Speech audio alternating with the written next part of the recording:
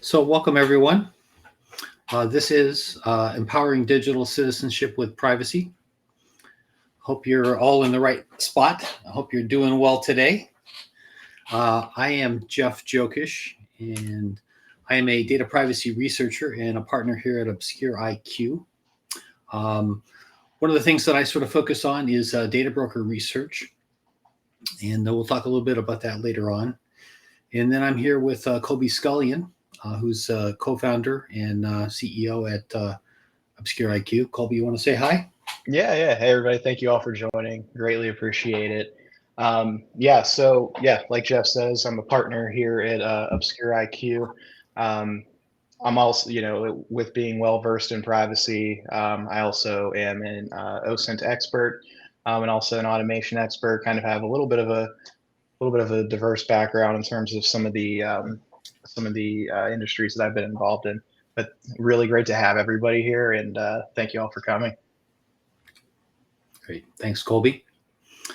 Um, Today we're going to cover sort of a wide range of things as we cover the topic of digital citizenship.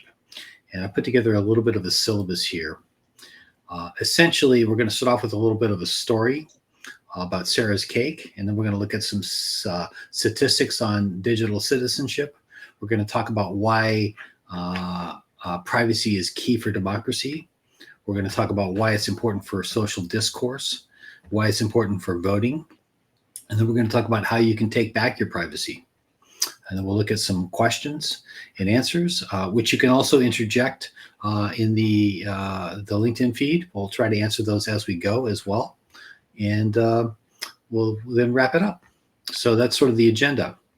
So I'm going to go ahead and get going, and we'll talk a little bit about Sarah's cake. So the story I want to share with you, I think, is sort of interesting.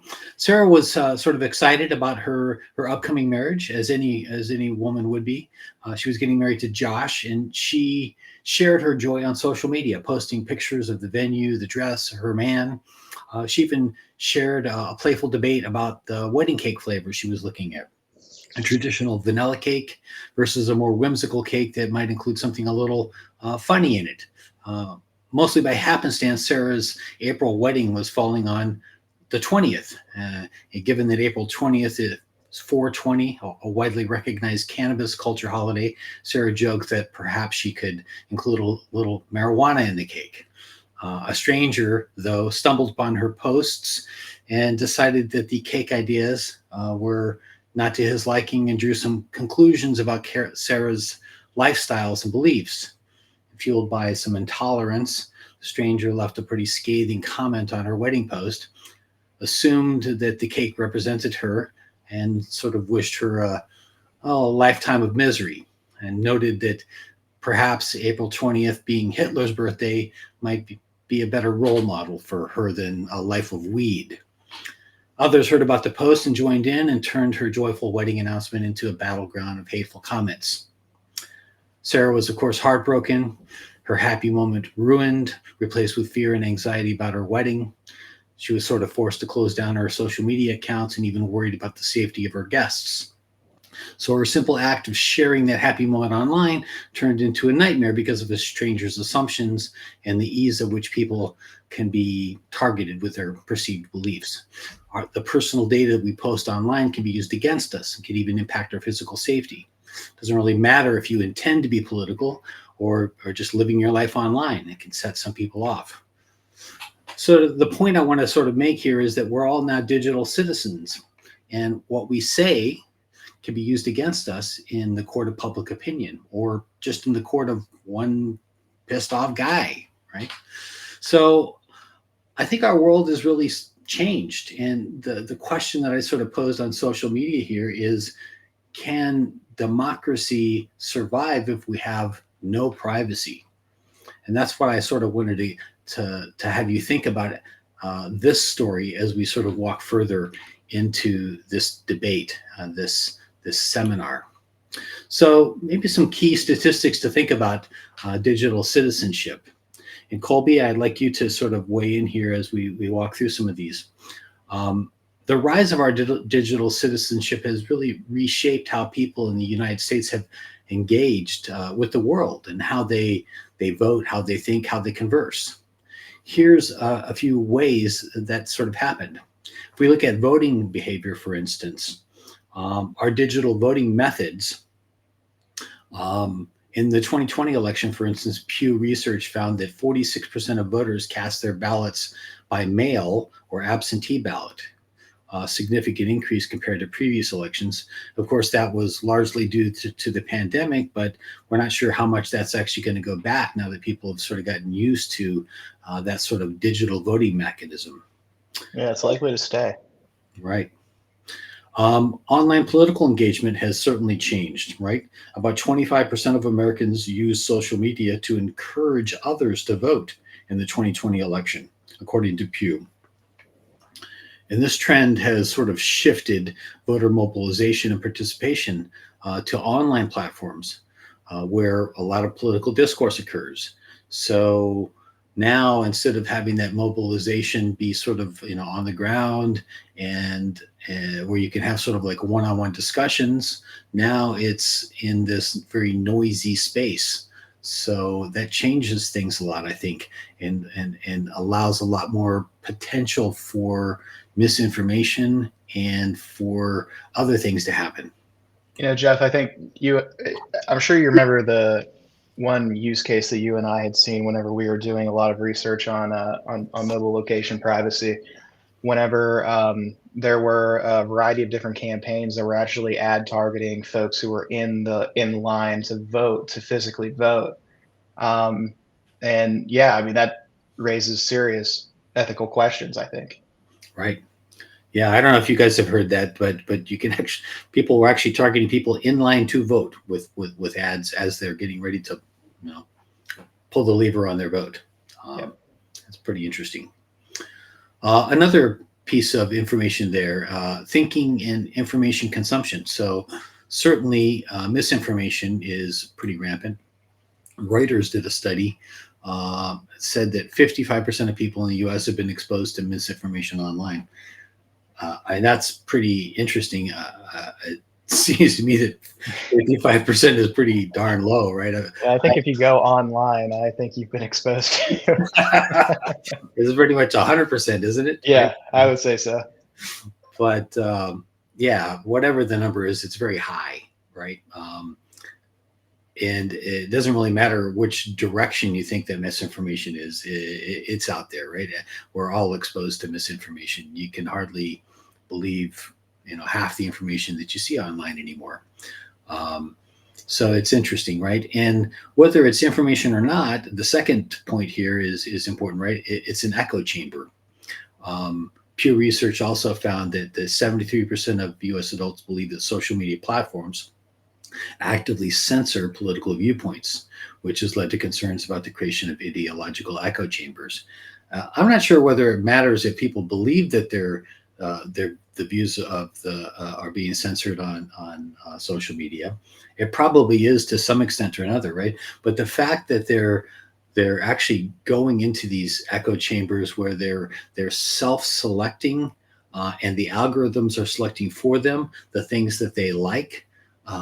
Means that they're actually getting a sort of a singular point of view, and that's really not good for diverse discourse, right? I think in my opinion, I think it's one of the biggest problems in American society because you can live online in one single bubble in one single world, and you have platforms not only from a content algorithmic perspective feeding you the content that you have been previously consuming in that same category and viewpoint, but also advertising as well. So you're getting blasted from all sides. Additionally, because of that, because you're showing interest in this outside of some of these apps, you're also going on your browser and Googling something. You're looking something up. Then Right. you start receiving other ads where your search results start being curated in a sense, at least from an ad perspective, to this to a certain set of viewpoints that that you are made to believe and is true, and it might be, but nobody's seeing the other side essentially unless you are really trying hard. Yeah. Well, you've got the algorithm feeding you certain information. You've got self-selection of the people that you surround yourself with, right? You've got search results that may be manipulated or not. Some people think that some of the Google stuff is more curated than it ought to be. Um, but regardless of whether that's true or not, you've got the advertisers that are advertising on that, right? And it's a point that I want to make sure that people think about, right? Is that there's this micro targeting where whether it's a political campaign itself or action committees or PACs, right, that want to target you, they can target you now down to sort of the micro level, such that you can get a personalized message that's tailored just to you, right, to try to sway your vote. And that can be good, I guess, if you're the person trying to sway the vote, but it can also be bad in that if you're using misinformation to sway somebody, you can target Colby with one message and you can target Jeff with another, and those messages could be antithetical, right? You could tell me one thing and tell Colby the exact opposite in order to get him to vote the way you want, right? Yeah. And that's scary, right? Yeah. Because you don't have to have any consistent viewpoint. You can just say whatever the hell you want in order to get our vote. Right. Yeah, and it's not exactly likely that you're going to see the same ad that your friend saw whenever, whenever they had seen something vastly different than you, and they have a particular viewpoint. They were targeted that way for a particular reason. Right. And there's no accountability there because there's only an ad market of one. So how you could actually police that is really hard, and I can pretty much guarantee you that the platforms aren't policing that particularly well. Yeah. Right. So that's a problem. Right. Another aspect here is conversations and public discourse, right? We talked a little bit about this, but self-censorship, right? The Knight Foundation reported in 2020 that 62% of Americans said that they hold back from expressing their public opinions online due to fear of backlash. 62%. Social media has turned our minds into public squares where every word we utter can be judged by the masses. And so these percentages of students, these citizens are no longer actually saying what they want to say online because they're afraid of what people are going to say back to them. That doesn't sound like a public square to me. That sounds like, like I'm afraid to go into the public square. Yeah, and especially with employers getting tipped off regarding something you may have said online. Where is the line for employers to let that speech go when it's not in the current workplace? Right. Well, there is this larger debate. People, I don't think, really understand what free speech is, right? I mean, free speech is really about the government not getting involved in free speech. Free speech doesn't mean speech without consequence, right? If I want to say something that's particularly egregious, it doesn't mean that I can just say whatever I want and hate speech, those types of things without consequence, right, Colby? But but I think people who have just legitimate, opinions that they want to put out there are no longer putting their opinions out because they're just afraid that they're going to get, backlash from them.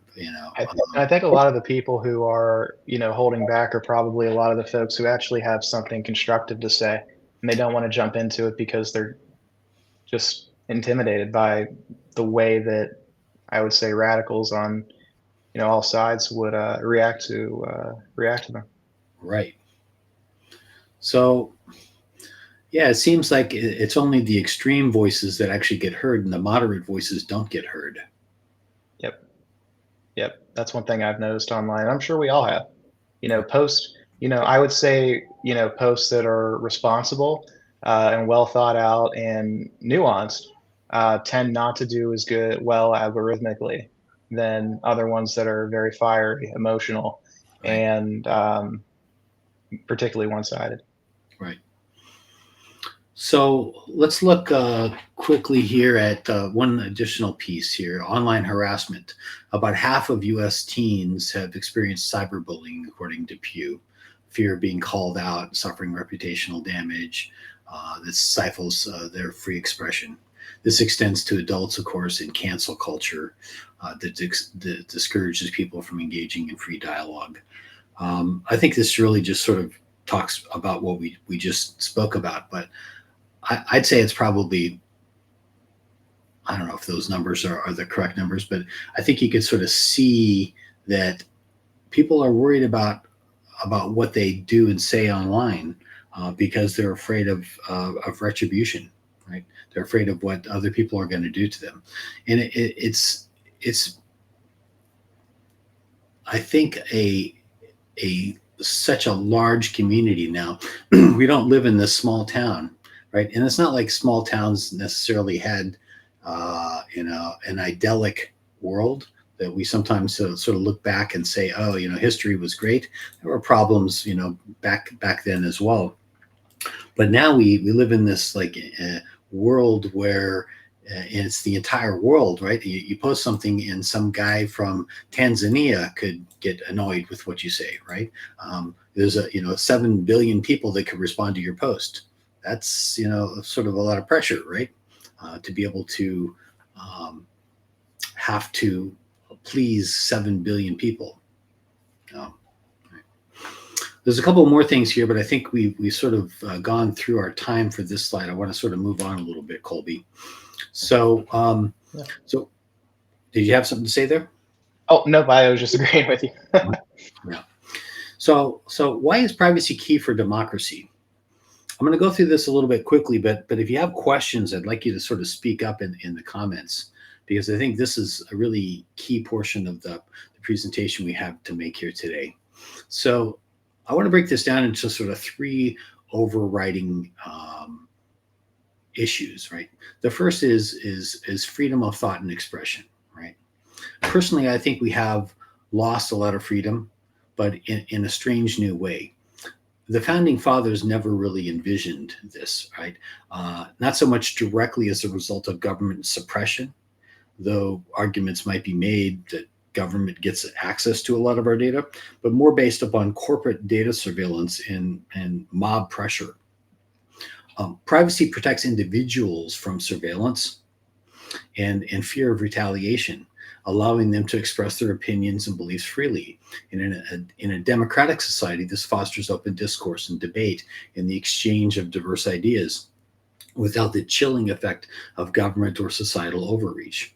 And I think we're starting to lose some of that. Number two is the protection from government overreach. We haven't seen government overreach in the United States, right, in major ways yet, based upon this corporate surveillance. But the ability for that overreach, based upon this massive commercial data surveillance, frankly scares the hell out of me. I mean, there is so much data about us in these corporate data banks. The data broker data set that Colby and I maintain at Obscure IQ has 8,500 commercial surveillance organizations in it. And it's just crazy. I mean, there's so much data. Privacy limits the power of government and institutions by ensuring that personal information, behaviors, and communications are not used for political control or manipulation. It prevents the state from infringing on individual liberties, which is vital for maintaining checks and balances in a democratic system. And that still seems to be the case, right? But with all that data out there, it would be very easy for government officials to start grabbing that data and using it against us. It's worrisome. Right? The third one is informed and autonomous decision making. Are we making our own decisions based upon facts and logic? Or are we being guided to decisions and votes and purchases that others want for us?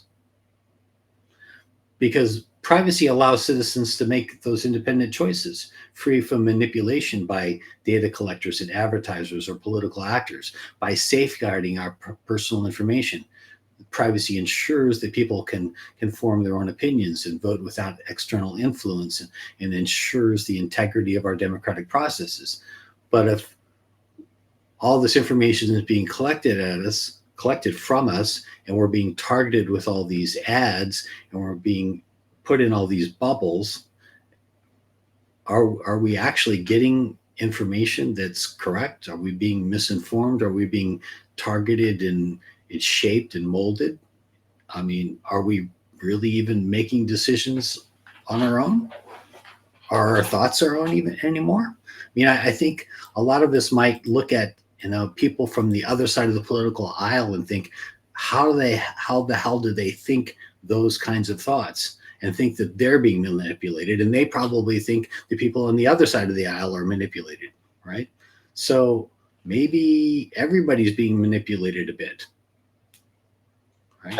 I think it's true, and I think it's kind of like I, a lot of people, I talk to, they'll kind of tell me like, yeah, if I hear like one or two buzzwords from a particular person, I know everything that I need to know about what they believe, because there's not a lot of nuance right now, and a lot of that is because of these echo chambers. Right. So I think the point being, we have to be very careful about allowing people to know us so well that they can message us in ways that are just way more intimate than they need to be. Those three factors: free expression, protection, free expression, protection from overreach, and independent decision making are foundational to health and functioning democracy. There are additional ones that we could sort of break that out further. And I put this slide in, but I'm not going to walk through this. But if you guys want a copy of this slide later, we could sort of get you a copy of this, and you can sort of see sort of an additional sort of breakout for different sort of democratic values that privacy protects. But I'm going to sort of move on because we got a lot of ground to cover. So let's talk about privacy and social discourse. Privacy and social discourse is crucial for a lot of different reasons when it comes to ensuring that individuals feel safe to participate without fear of personal harm or retaliation. Right? The 2023 Pew Research Center survey said 65% of adults believe that their online activities are being tracked by companies or the government. 81% felt that the potential risks of data collection by companies outweighed any benefits they were seeing. 81%, getting 81% of US citizens to feel anything in one particular direction is pretty phenomenal, right? Miraculous. Yeah, I don't think we can all agree. 81% of us can agree on anything. I want to know who the other 35% don't believe that their online activities aren't being tracked. Yeah, that's actually a pretty good question, right? Yeah. 35% don't think they're being tracked. That's pretty ridiculous, actually.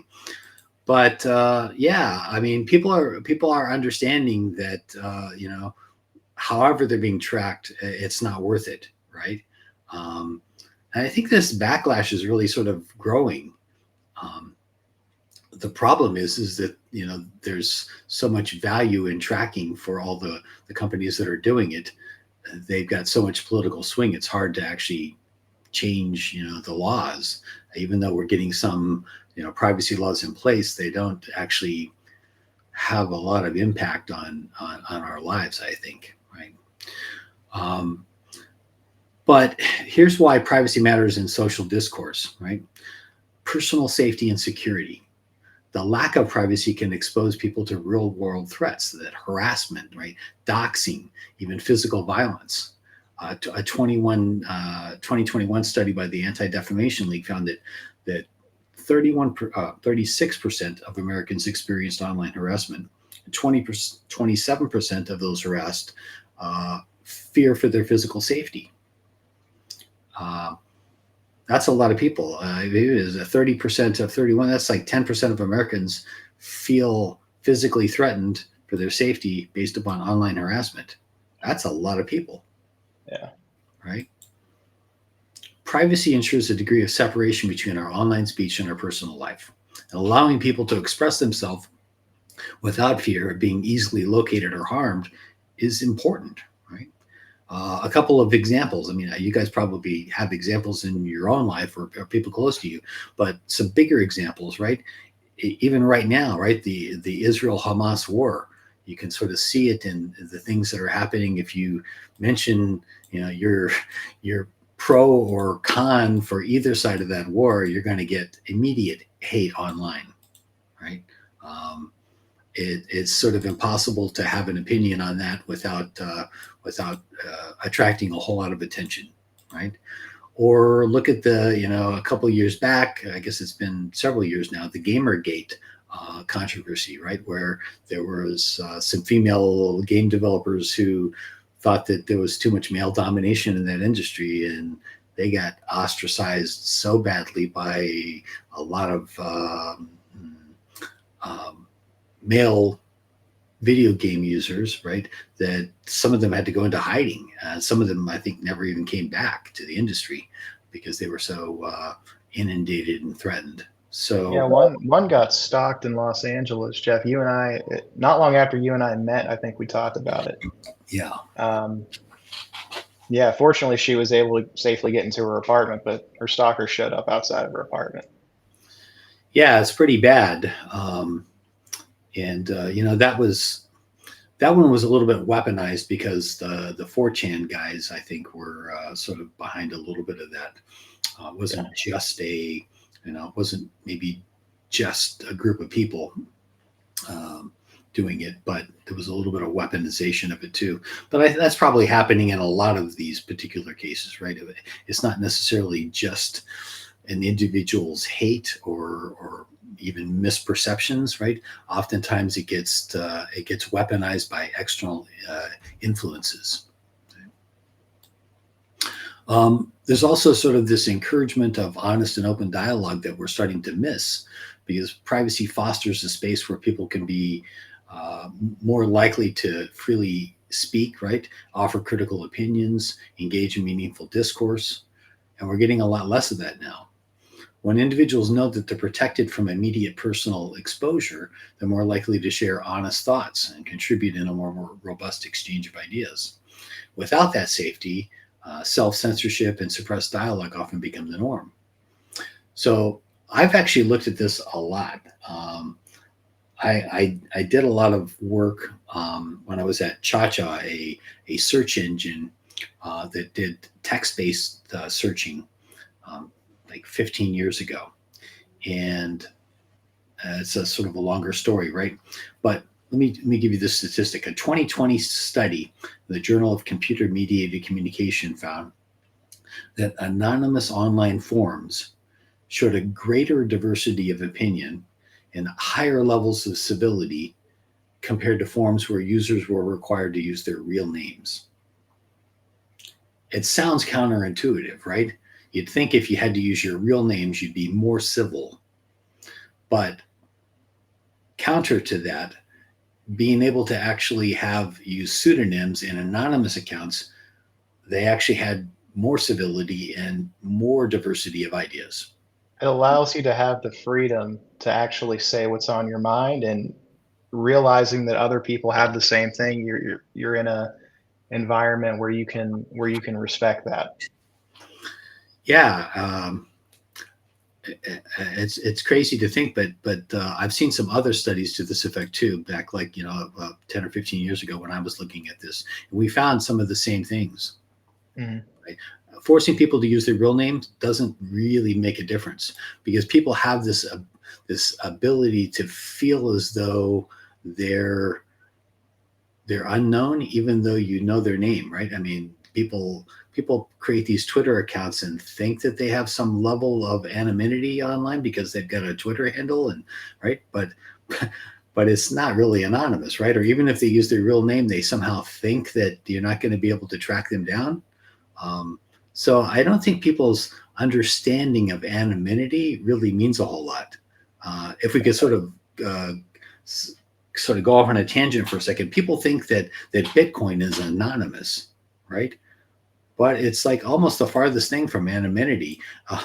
Every transaction is tracked there, right? You're not necessarily, your name is not necessarily connected directly with the Bitcoin that you buy, but it's very easy to make that connection, right? And every transaction or move around with that on the blockchain is actually tracked, right? So you can move the money wherever you want, even through different tumblers and stuff. But it's very easy for the government to find that money, or even people like us. Yeah. So people think using Bitcoin for scams and stuff is great. It's not actually. It's very easy to find that stuff. Yeah. You have to get an extremely sophisticated tumbler, and even then, once you get an understanding of the actual algorithm that they utilize, it's not So too bad. yeah. So I guess the point is that people think they understand anonymity, but they don't. And if you actually give them real anonymity or pseudonyms to use, right, they actually act more civil. Yeah.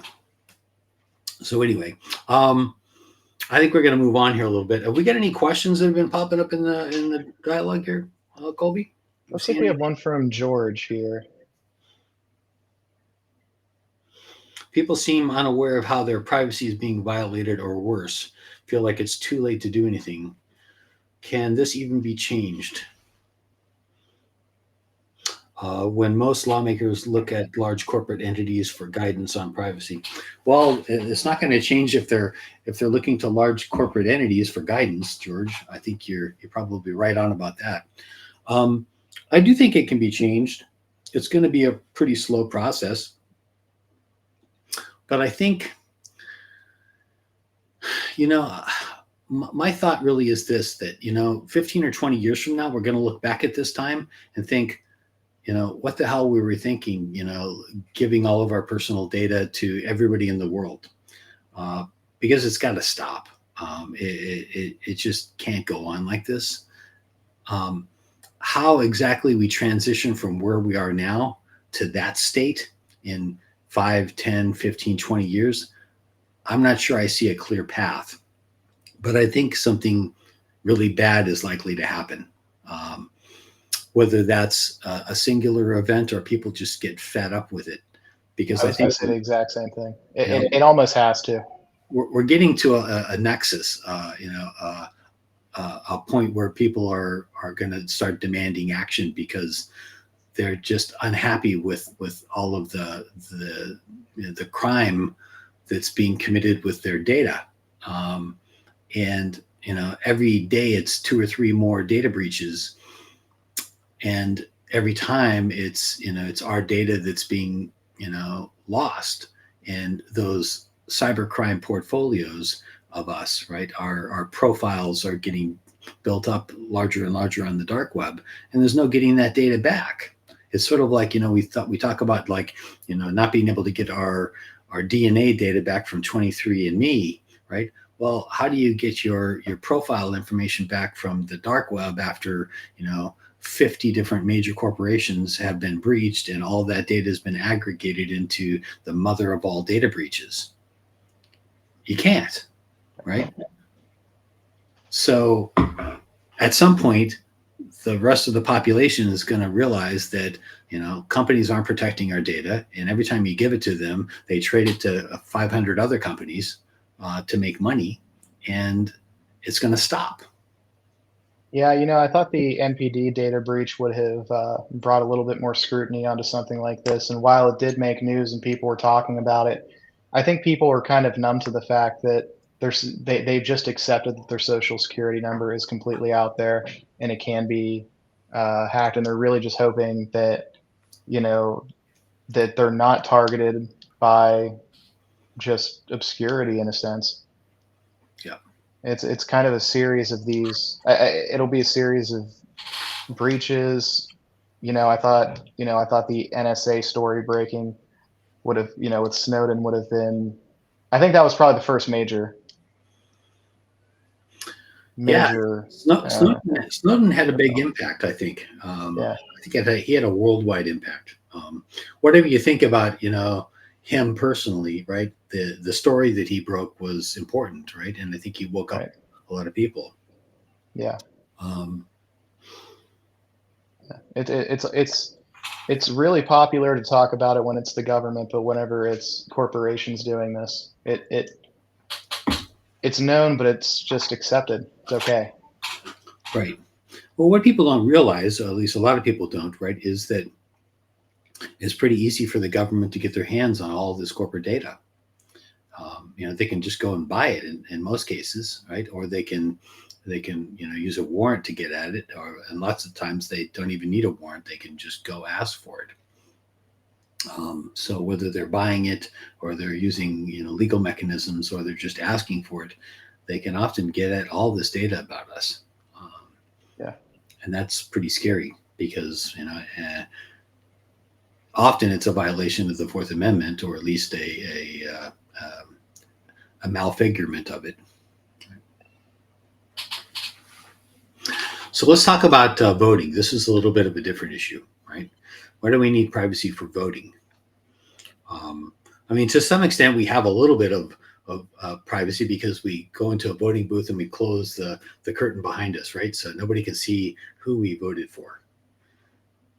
Yeah, a little bit, right? But that's a bit of a crock because they already know what party we signed up for, and based upon all the information they have on us, they probably have a psychological profile, so they know who we're going to vote for, at least on the major decisions, right? Um, so do we really have any voting privacy? I would sort of argue that we don't, right? I mean, otherwise they wouldn't be targeting with a lot of ads to try to change our vote because they yeah. wouldn't need to change it if they didn't already know what it was, right? I've seen political data from political data brokers who bring in raw data, and they bring in and they apply inferences and very very complex algorithms. And I had the chance to look up myself and a variety of other people that I know, and there wasn't one that was, from my perspective, incorrect about somebody. Now, apply it to a greater sample size, there will absolutely be incorrect information out there, but it's really crazy. I mean, in the United States, um, you are, for instance, they have these algorithms out there to actually determine what your ethnicity likely is by combining a number of different factors, and it depends what package you use. But you can do it. Some of them do it by utilizing, looking at what your surname is and comparing it to a database of surnames that that are tied to a particular ethnicity, and then essentially applying it to your census block and analyzing what the ethnic you know the ethnic composition of that particular census block is. And that's a lot of the ways that they actually make inferences on ethnicity. And that's just one small process to get one data point on somebody. There are so many others out there like that they're doing, and it's very advanced. Yeah. Well, there's a lot going on, right? I mean, the current system certainly compromises our privacy, right? And I think that jeopardizes the integrity of our democracy. Almost every state in the union allows the sale of voter roll information in some form or another. Um, Most of them sell, your name, your email address, your party affiliation, your voting history. Um, a lot of them also sell your date of birth or at least your age, and some of them sell other information. A couple of the states even sell like racial data, which is sort of crazy. And there are other sort of sporadic bits of information that some of them will sell. Um, and then the campaigns will sell some of the information as well. Um, and they definitely share it between campaigns. Sometimes they don't sell it necessarily back to the data brokers unless they're really hungry for money, but lots of times the campaigns will get hungry for money. The reason they don't like to actually sell it, though, is because they don't want the other party to get it. So that's one of the few reasons they don't sell it.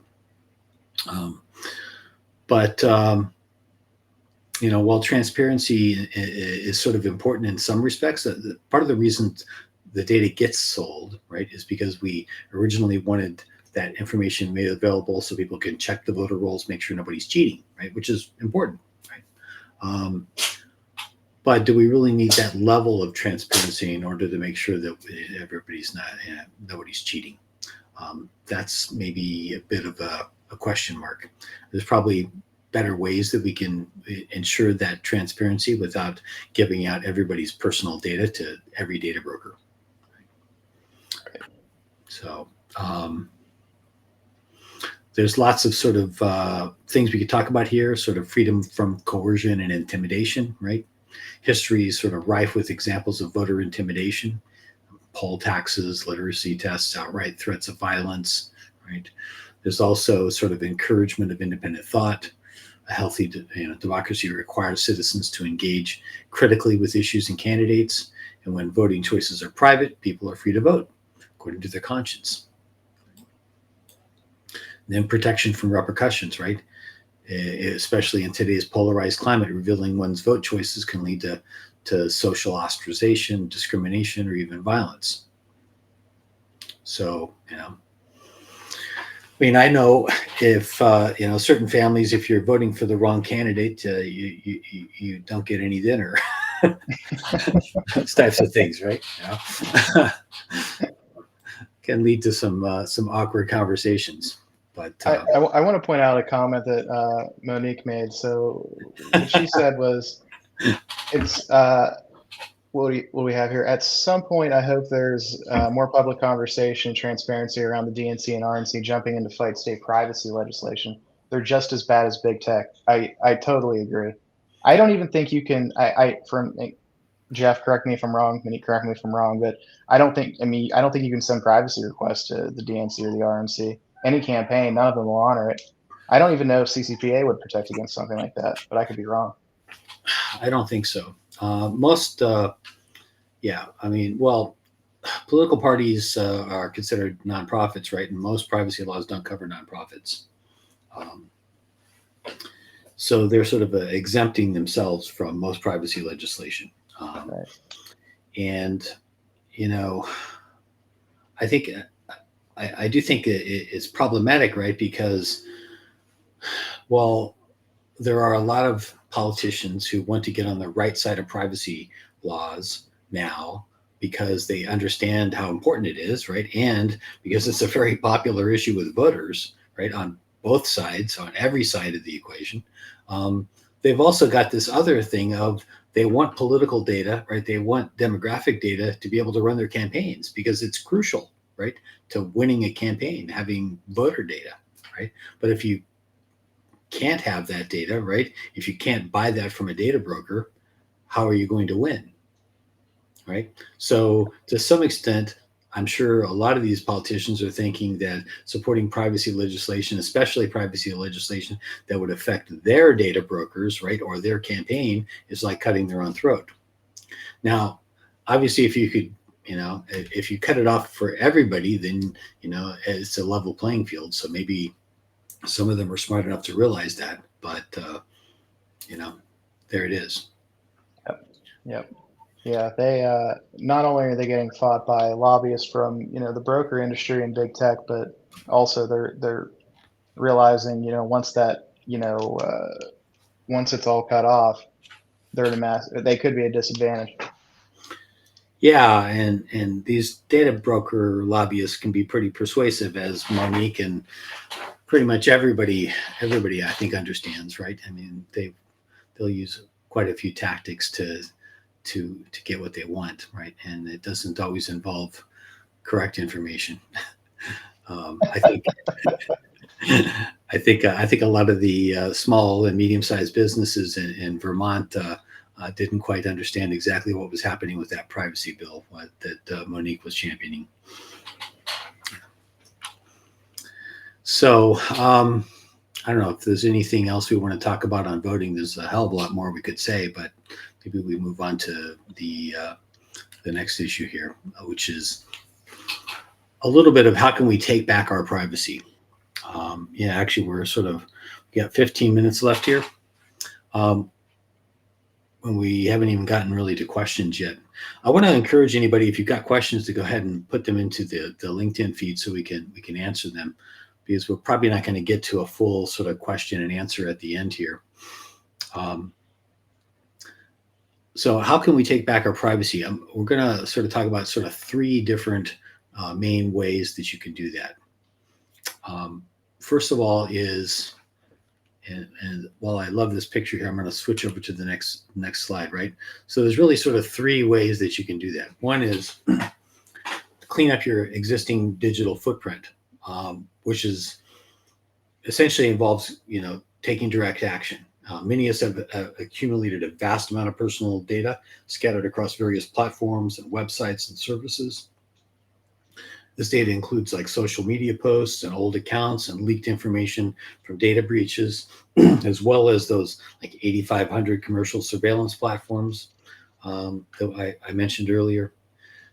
Actionable steps really is to, audit your online presence, delete old accounts, remove unnecessary sensitive personal information from public platforms, leverage tools that can help you identify and clean up that data if it's been exposed in breaches. Obscure IQ can help you with those kinds of things, but you can also do some of it yourself, though it's pretty damn hard to do that. The other thing you can do, though, is once you've actually cleaned up your digital footprint, or if you want to start cleaning it up sort of going forward, you have to stop leaking data, right? So even if you use some sort of a data deletion service, you need to actually change your lifestyle, because these guys are going to continue to grab as much of your data as possible. And if you don't change your behavior, you're going to be leaking data and they're going to be vacuuming it up, right, in perpetuity. So there's no way to really have a clean digital footprint if you don't change some of your behavior. Now, maybe some of you have already done a lot of that behavior change, but most people haven't. Right? This is probably one of the more unpopular things to say, unfortunately, because, whenever you say you purchase a particular service and, you buy a VPN, you buy a password manager, you buy a data deletion service, and then you're like, oh, I still have to change the way that I interact with people online. It's unfortunate, but it's one of the most important things you can really do. Right. But we do actually have a guide that we'll distribute here to anybody who's interested. It's 7 simple steps to reducing your digital footprint by 90%. And that's essentially some behavior change things. And they're actually not that hard. Doesn't mean that you have to stop posting, everything on social media, or that you have to like get rid of every account you own. But you do have to use some different tools. Like you have to stop using Chrome as a browser. And you probably have to stop using Google as your search engine, for instance, things like that, because there are just some types of ad tech that are just too darn leaky on your personal information. Yep. The third thing you can do is to support strong privacy legislation, because advocacy is what we need to actually get out of this mess. As George sort of alluded to with his question earlier, we have to change something, and unfortunately, it really involves changing the law, right? Because corporations aren't going to change unless they're forced to. I've been arguing with a few people online about data ownership issues and whether we can own our data and how that would come about. And they're like, well, how do you make that happen? Well, you change the law, right? And they've been pretty skeptical about that. But the point of the argument there, and the point of the argument here is that change doesn't really happen unless we make it happen, and that really is by changing legislation. And whether you're putting in place a privacy law or you're changing the way we think about owning something, whether it's data or something different, right? It means that we have to actually get lawmakers to change how things work, right? Yeah, I guess I'll sort of just leave it there, right? We need better privacy legislation. And I think it's probably obvious to most people that are here, but we're getting some good legislation passed, but often it's sort of like undermined by the data brokers in the end, so that we get legislation passed, but while it looks pretty great, it doesn't actually require them to do a whole lot, right?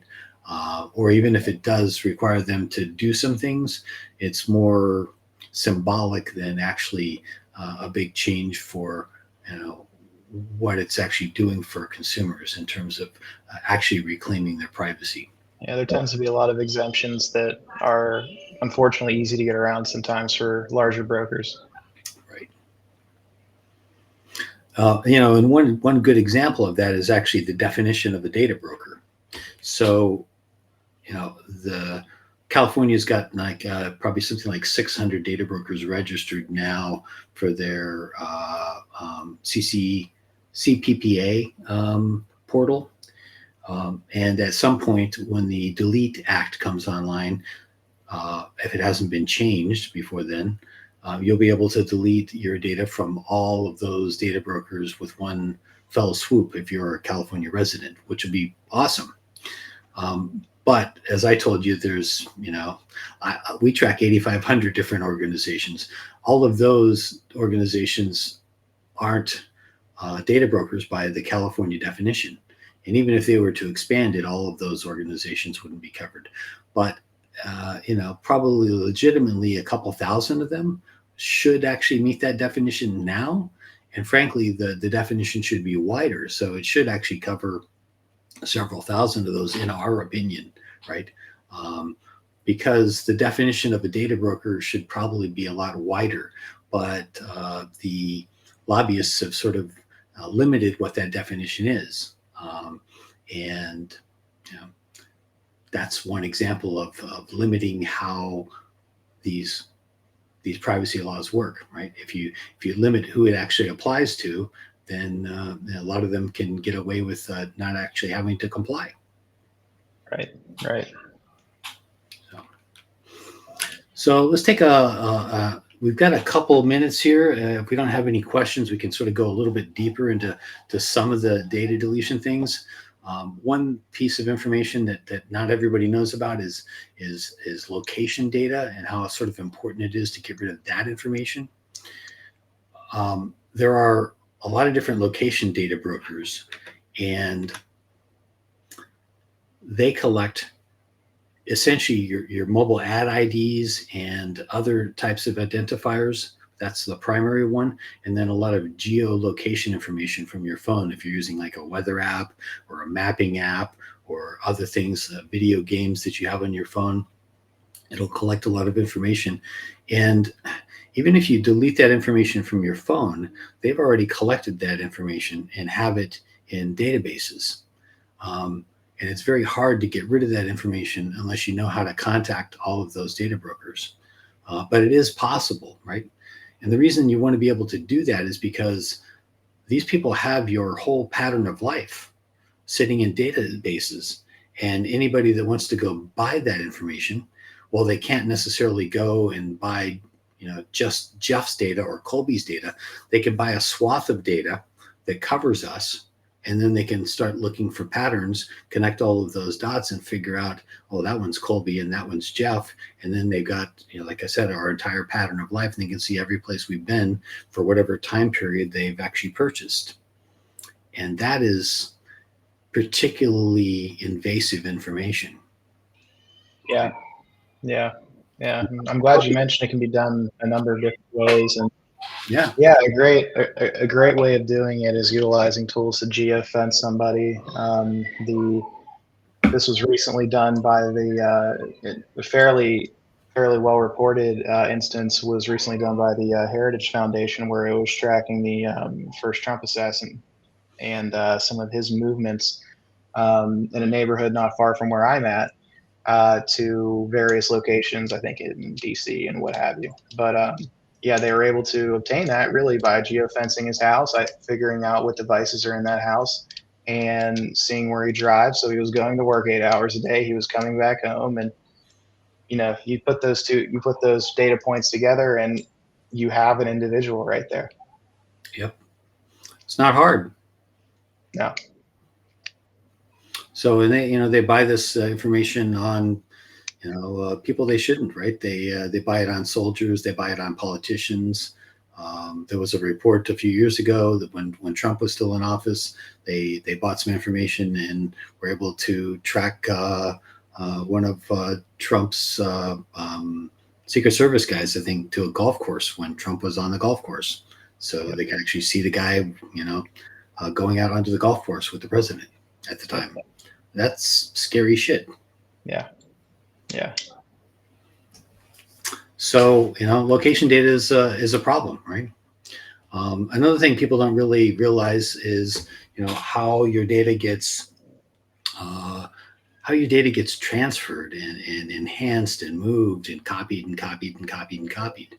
I don't think most consumers are really worried about giving their data to a single company, right? You say, okay, well, that's a fair trade. I get access to this and I give you my personal information. What they don't realize and they don't understand is you give your information to one company and then they give it to another company and they give it to another company and they give it to another company and they give it to another company, right? And sometimes there's enhancements along the way. This is an example of a student taking a survey, right?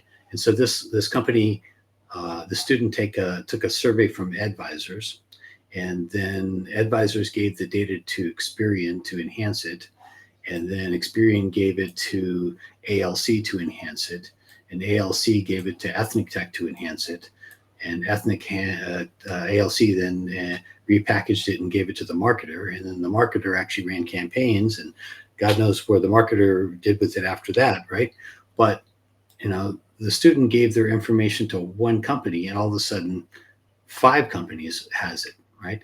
Including 4 data brokers. And this is just one simple, mild example. Yeah. This is very general. It's at this point probably with hundreds of different companies and entities in some form or another.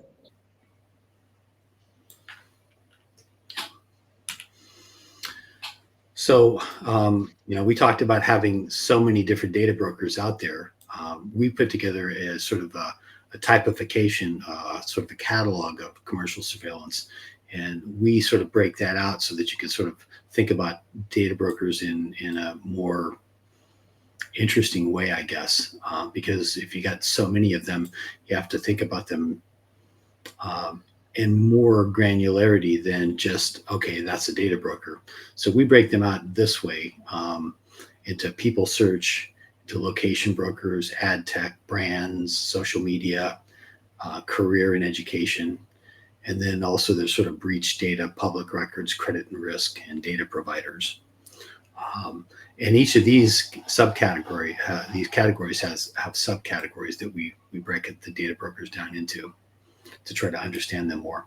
And all this is put into what we call a codex. So that's how we sort of analyze the industry. And just taxonomy is so well done. It's actually fairly challenging to break it down to these categories. Yeah. Because it's just there's so many different there's just so many different ways to classify one company. Many companies span various different categories, and new categories are popping up fairly frequently. Yeah. So it looks like we're running out of time here, Colby. I want to wrap this up, but I did want to show one last slide here. So just to let you know, sort of like one sort of differentiation between sort of how we do things and how most other companies sort of don't do things in terms of data deletion is Obscure IQ sort of does. We do an audit before we do a data wipe, right? We don't really believe that sort of doing a footprint deletion really works if you don't do a full audit before that, because you have to sort of understand the indexes, the selectors, and where everybody's data is before you can go out and effectively wipe it. Most people, whenever they go out and enter their information into a data broker or a data deletion company, will put their one address, their one email address, their one phone number. What the audit does is it does a variety of different things. One, it gets all of those, as Jeff was mentioning, those different selectors. So the brokers we go out to the brokers and ensure that they delete each one of those selectors, even if they're incorrectly attributed to you. And that's actually fairly important. And then we also, throughout the audit, are able to find various vulnerabilities for actually your cybersecurity as well. Right. You really have to understand your threat surface. Yeah. The other piece, though, is that, and we like to sort of point this out, is that there are a lot of data brokers that really don't delete your full record. So let's say you go to